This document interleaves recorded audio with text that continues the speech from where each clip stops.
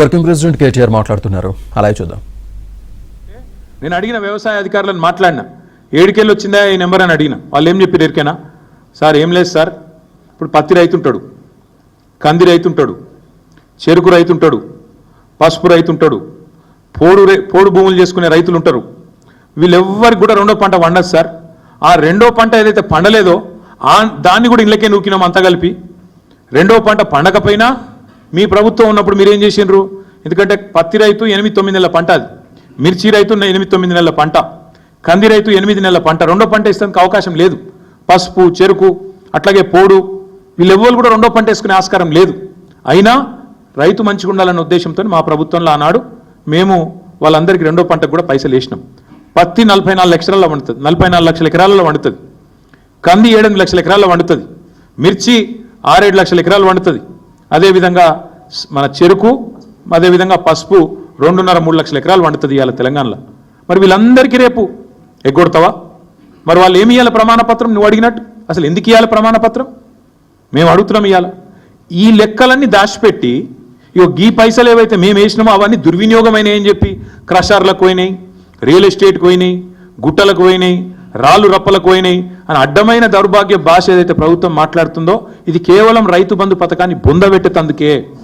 రైతు బంధులో ఏదో జరిగింది, తప్పు జరిగింది అని ముందైతే బట్టగాల్చి మీదేసి ఆ తర్వాత ఆ పథకాన్ని బొందబెట్టడమే ప్రభుత్వం యొక్క ప్రధాన ఉద్దేశం లెక్క కనబడుతున్నది.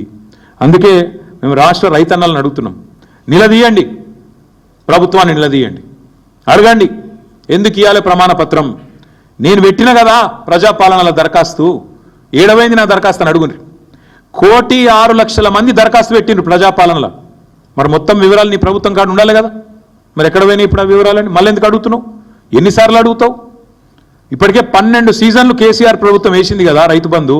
మరి ఆ ఖాతాలన్నీ నీ దగ్గర ఉన్నాయి కదా. 70 లక్షల మంది ఖాతాలు నీ కాడున్నాయి. 80,000 కోట్లు ఆల్రెడీ ఖాతాలలో పడ్డాయి.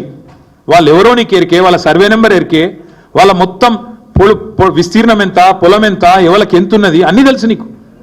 తెలిసి కూడా ఇవాళ మళ్ళొక్కసారి నువ్వు ఈ ప్రయత్నం చేస్తున్నావు అంటే ఖచ్చితంగా ఇవాళ కటింగులు పెట్టేందుకు ఎగ్గొట్టేందుకే అనేది స్పష్టంగా కనబడతా ఉన్నది. అందుకే మేము రైతులను అంటా ఉన్నాం, నిలదీయండి ప్రభుత్వాన్ని, అడగండి. ఏమడగండి? ఈ పోస్టర్లు ఊరూరా వేస్తాం. ప్రభుత్వం ఇప్పటి వరకు ఎగ్గొట్టింది, ఈ ప్రభుత్వం వచ్చినాక ఎగ్గొట్టింది ఒక్కొక్క రైతుకు మొత్తం అందరు రైతులకు కలిపితే దాదాపు 26,500 కోట్ల రూపాయలు. పోస్టర్లు ఊరూరా వేస్తాం.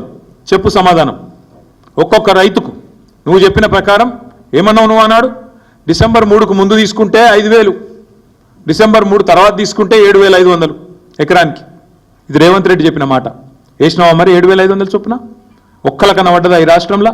అందుకే మేము అంటున్నాం, ఒక్కొక్క రైతుకు ఒక్కొక్క ఎకరానికి నువ్వు పడ్డ బాకీ 17,500 రూపాయలు. ఒక ఎకరానికి బాకీ 17,500.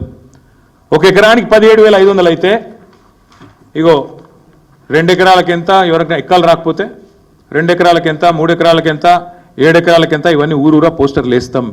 రైతులు అడుగుతారు, ప్రభుత్వానికి సమాధానం చెప్పాలి. ఎందుకంటే నువ్వు తప్పించుకుంటా అనుకుంటున్నావు, రైతు బంధును మొత్తానికి బొండి వేసుకు చంపేస్తా అనుకుంటున్నావు, రైతు బంధును లేకుండా చేస్తే కేసీఆర్ ఆనవాళ్ళు లేకుండా పోతాయి అనే ఒక చిల్లర ప్రయత్నం రేవంత్ రెడ్డి చేస్తున్నాడు. కానీ వదిలిపెట్టం, బరాబర్ అడుగుతాం, అన్నీ అడుగుతాం. దమ్ముంటే ప్రభుత్వానికి డిక్లరేషన్ నువ్వు ఎంత రుణమాఫీ చేసినావు, ఏ ఊళ్ళో ఎంతమందికి అయింది, ఎన్ని పైసలు ఇచ్చినావు, నువ్వు పెట్టు ప్రమాణపత్రం, నువ్వు పెట్టు డిక్లరేషన్. ఏ ఊళ్ళో ఎంతమందికి రైతు బంధు పోయింది, ఎన్ని పైసలు పోయినాయి, ఎవరికి ఎంత ముట్టినాయి, దమ్ముంటే పెట్టు. బోనస్ ఎవరికి ఎంత వచ్చింది ఊళ్ళే పెట్టు. ఏ ఊరికి రైతు కూలీలు ఎంతమంది ఉన్నారో పెట్టు. ఏ ఊళ్ళో కౌలు రైతులు ఎంతమంది ఉన్నారో పెట్టు. భూ యజమానులు ఎంతమంది ఉన్నారో పెట్టు. అప్పుడు హిసాబ్ కితాబ్ మొత్తం కూడా రైతులు లెక్క తీస్తారు. మా దగ్గర స్పష్టమైన సమాచారం ఉంది కాబట్టే ఆ రోజు భూ రికార్డుల ప్రక్షాళన చేసి వెంటనే మేము మొత్తం రైతాంగానికి 70 లక్షల మంది రైతులు 1,52,00,000 ఎకరాలకు టంచన్గా రైతు బంధు వేసినాం. మా దగ్గర క్లారిటీ ఉంది. ఒక్క పైసా లంచం లేకుండా, ఒక్క రూపాయి అవినీతికి ఆస్కారం లేకుండా చేసినాం. జోర్దార్గా రైతు ఒక రారాజులాగా కేసీఆర్ గారు ప్రభుత్వంలో బతికిండు. మరి ఇప్పుడు మీ ప్రభుత్వం వచ్చినాక బిచ్చగాన్ లెక్క రైతు ప్రమాణపత్రం ఇవ్వాలి అనలేదు. అనలేదు దొంగతనం జరిగినట్టు 22,000 కోట్లు దారి మళ్ళినాయి. ఎవరికి పోయినా 22,000 కోట్లు చెప్తావా? దమ్ముందా ఈ ప్రభుత్వానికి? ఎక్కడ పోయినా 22,000 కోట్లు చెప్తాను పెట్టు, లెక్క పెట్టు. సూర్యాపేటలో ఎంత, సూర్యాపేట నియోజకవర్గంలో ఎన్ని పైసలు పోయినాయి, సిరిసిల్ల నియోజకవర్గాలు ఎన్ని పోయినాయి, మహబూబ్నగర్లు ఎన్ని పోయినాయి, హుజురాబాద్లు ఎన్ని పోయినాయి, మెదక్లు ఎన్ని పోయినాయి, మొత్తం పెట్టుర్రి. ఏ ఊరికి ఆ ఊరు పెట్టి లెక్క. అప్పుడు మొత్తం రాష్ట్ర రైతాంగం తీస్తుంది, హిసాబ్ కితాబ్ మొత్తం తీస్తుంది. ఎవరు దొంగలు, ఎవరు ఏంది, ఎవరు కాంగ్రెస్ వాళ్ళ మాటలేంది, ఇప్పుడేం జరుగుతున్నది విలేజ్ వైజ్ పెట్టండి, గ్రామాల వారీగా పెట్టండి, గ్రామ పంచాయతీ కాడ పెట్టండి. అవసరమైతే ప్రతి గ్రామంలో రైతు వేదిక ఉంది, రైతు వేదికల కాడ పెట్టండి. మేము ఈ ప్రభుత్వాన్ని డిమాండ్ చేసేది పిచ్చి పిచ్చి వేషాలు, పిచ్చి పిచ్చి ఆలోచనలు చేయకుండా స్పష్టంగా ఈ కొత్త దరఖాస్తులు మళ్ళా ప్రమాణ పత్రాలు రాసియాలే అనే పనికిమాలిన ఆలోచనలు బంద్ చేయండి. మొత్తంగా మీరే ఈ ప్రజాపాలన పేట తీసుకున్న దరఖాస్తులు మీ కాడ ఉన్నాయి, కొత్తగా తీసుకునే అవసరం లేదు. అందులో స్పష్టంగా రాసింది రైతు భరోసా కూడా తీసుకుంటున్నామని. మరి మళ్ళెందుకు తీసుకుంటున్నారో చెప్పండి. దమ్ముంటే ప్రభుత్వం గ్రామ పంచాయతీల వారీగా లిస్టు పెట్టాలి, గ్రామ పంచాయతీల వారీగా లిస్టు